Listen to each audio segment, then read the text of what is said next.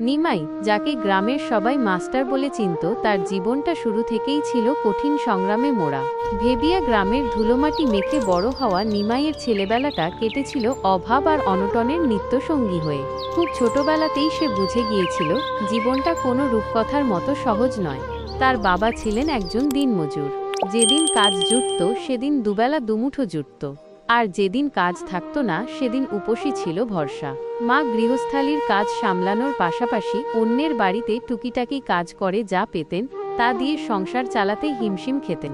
নিমাইয়ের চোখে ছিল পড়াশোনার অদম্য ইচ্ছা, কিন্তু বই কেনার পয়সা কিংবা স্কুলে যাওয়ার সামর্থ্য তাদের ছিল না। তবে নিমাই হার মানেনি। দিনের বেলায় বাবার সাথে কাজে হাত লাগাতো, কিংবা মায়ের সাথে অন্যের বাড়িতে ছোটখাটো কাজে সাহায্য করত। আর রাতের বেলায় যখন সবাই ঘুমিয়ে পড়ত তখন সে হারিকেনের মৃদু আলোয় বসে থাকত। গ্রামের মোড়ে থাকা চাচার দোকানে ফেলে দেওয়া পুরনো খবরের কাগজ কুড়িয়ে নিয়ে আসত। তাতে যা লেখা থাকত তা মন দিয়ে পড়ত। অক্ষরগুলো তার কাছে যেন জাদুর মতো মনে হতো।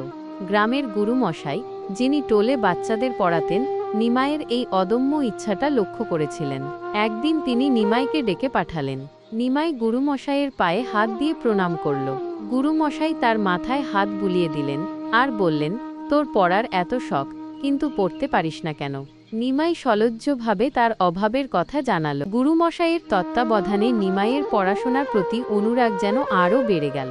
সে গভীর মনোযোগ দিয়ে পড়ত, খুব দ্রুত শিখতে পারত। তার মেধা ছিল প্রখর, আর শেখার আগ্রহ ছিল তীব্র। অল্প দিনের মধ্যেই সে গুরুমশাইয়ের প্রিয় ছাত্র হয়ে উঠল। গ্রামের অন্যান্য ছেলেমেয়েরা যখন খেলাধুলায় মত্ত থাকত, নিমাই তখন বইয়ের পাতায় মগ্ন থাকত। এইভাবেই ছোটবেলাতে অনেক কষ্ট সহ্য করে আর নিজের অদম্য ইচ্ছাশক্তির জোরে নিমাই পড়াশোনা চালিয়ে গেল।